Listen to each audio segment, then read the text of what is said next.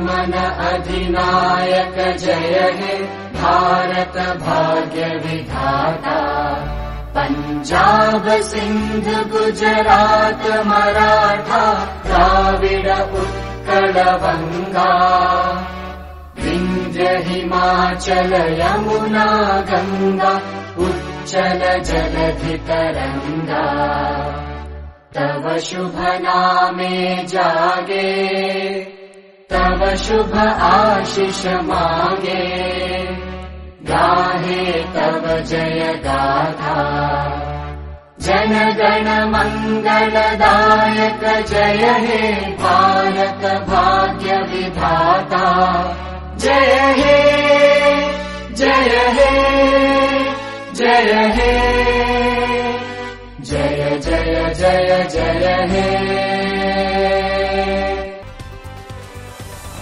स्वतंत्रता दिन के अवसर पर पुणे शहर के राष्ट्रवादी कांग्रेस पार्टी शरद पवार गट की कार्यालय में ध्वज वंदन का प्रोग्राम आयोजित किया गया था, जिस एडवोकेट असीम सरोदे इनके हाथों से ये ध्वज वंदन किया गया। इस मौके पर आमदार रोहित दादा पवार मौजूद थे, साथ ही साथ शहर के अध्यक्ष जनाब माजी महापौर प्रशांत दादा जगताप, माजी महापौर अंकुश काकड़े साहब, रविंद्र अन्ना माड़वतकर साहब और इनके अलावा शहर के बहुत सारे पदाधिकारी इस अवसर पे मौजूद थे। देशाच्या स्वतंत्रतेसाठी तसंच आपण सर्वजन सुखरूप राहावं यासाठी आर्मी, एअरफोर्स आणि नेव्ही याचे सर्व सैनिक ज्यांनी बलिदान दिले त्या सर्व लोकांना व त्यांच्या परिवाराला नमन करतो आणि स्वातंत्र्य दिनानिमित्त आपल्या सर्वांना मी शुभेच्छा देतो। संविधानाने आपल्या सर्वांना हक्क दिलेला आहे की नॉनव्हेज खायचं का नाही खायचं, कुठं काय बोलायचं, आंदोलन करायचं का नाही करायचं। आम्ही सर्वजण संविधानावर विश्वास ठेवणारे लोक आहोत। भाजप नेहमी एक ट्रॅप तिथं निर्माण करतात आणि त्या फास्यामध्ये नाही तर ट्रॅपमध्ये सर्व लोक अडकले पाहिजे अशी भूमिका ही भाजपची नेहमी असते। लोकसभेचं इलेक्शन होतं तेव्हा हिंदू मुस्लिम करण्याचा प्रयत्न त्यांनी तिथं केला। जेव्हा विधानसभेचं इलेक्शन आलं तेव्हा ओबीसी मराठा हिंदू मुस्लिम असा वाद निर्माण केला।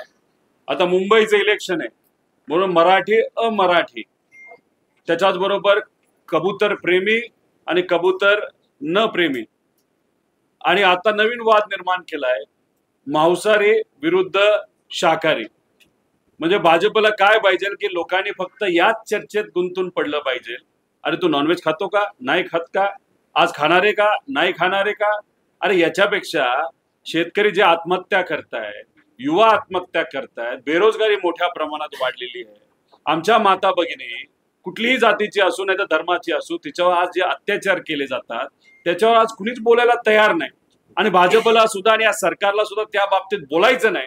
म्हणून कुठेतरी शाकाहारी विरुद्ध मांसाहारी, मराठी विरुद्ध अमराठी, ओबीसी विरुद्ध मराठा आणि हिंदू विरुद्ध मुस्लिम असा वाद निर्माण करतात। त्यामुळे हे पूर्णपणे भाजपची एक ट्रॅप आहे आणि याच्यात कुणीही त्या ठिकाणी गुंतून पडू नये अशी आमच्या सगळ्यांची इच्छा आहे आणि विनंती आहे।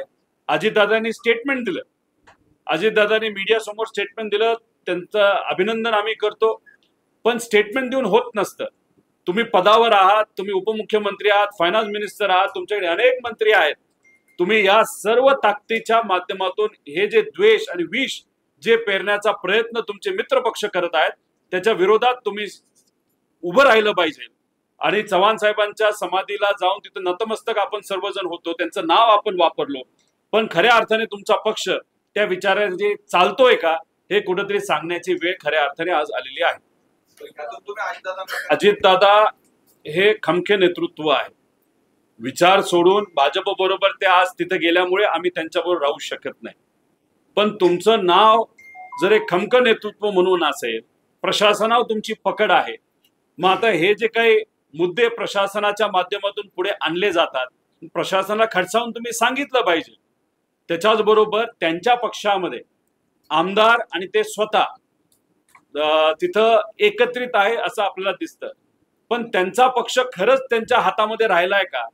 काल सूरज चव्हाणची नियुक्ती झाली, त्याला त्या पदावरनं का काढलं होतं, नाही तर त्याच्या खालच्या पदावरनं काढलं होतं आणि आता त्याचं प्रमोशन झालंय. अजितदादांनी एक ट्विट केली होती, लातूरला एका सामाजिक कार्यकर्त्याला, एका शेतकऱ्याला या सूरज चव्हाणनी मारहाण केली. सूरज चव्हाण इररिलेव्हंट आहे, ते महत्वाचं नाही, पण मारहाण झालेल्या व्यक्तीला तुम्ही पदावरनं काढता आणि जो मारतो त्याला हाताला फ्रॅक्चर असतं दिसतं. ज्याला मारलं त्याचं काय झालं हे तुम्ही कधी विचारलं आहात का?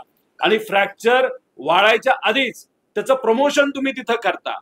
प्रमोशन करत असताना दादा त्या पक्षाचे नेते असताना एका फोटोमध्ये ते दिसत आहेत, पण जेव्हा सूरज चव्हाणचं तिथं सर्टिफिकेट दिलं जातं तेव्हा मात्र अजितदादा तिथं दिसत नाही. मग याच्यातून दोन प्रश्न निर्माण होतात की सूरज चव्हाणला तिथं बढती देण्यामध्ये दादांचा रोल होता का नव्हता.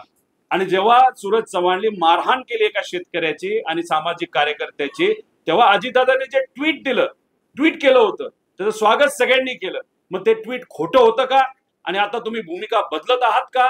आणि तुमच्या पक्षामध्ये तुमच्या पदाधिकाऱ्यांवर तुमचा कंट्रोल राहिला नाही का? नंतर तुम्ही जेव्हा तिथं स्टेटमेंट देता की मी तिथं नव्हतोच पण आधी होता, मग कुठं गायब झालात? त्याच्याच बरोबर जे तुमचे नेते, जे तिथं तटकरे साहेब आहेत, ते स्टेटमेंट देतात की सर्व प्रमुख नेत्यांना विश्वासात घेऊन सूरज चव्हाणला बढती देण्याचा निर्णय आम्ही तिथं घेतला. मग अजितदादा त्या नेत्यांमध्ये येत नाहीत का? ज्या नेत्याने हा पक्ष वेगळा केला, साहेबांची साथ सोडली, आमदारांना निवडून आणलं, त्याच नेत्याला त्यांच्याच पक्षामध्ये जर वेगळं केलं जात असेल तर याच्यावरनं समजून घ्या की भाजपचा व्हायरस हा आधी आमच्या पक्षाला लागला, त्यातून आमचा एक पक्ष तोडला, आता अजितदादांचाच पक्ष आणि एकनाथ शिंदे साहेबांचा पक्ष हा भाजपचा व्हायरस आज तिथं तोडतोय. हे स्पष्टपणे आपल्या सर्वांना त्या ठिकाणी दिसतंय.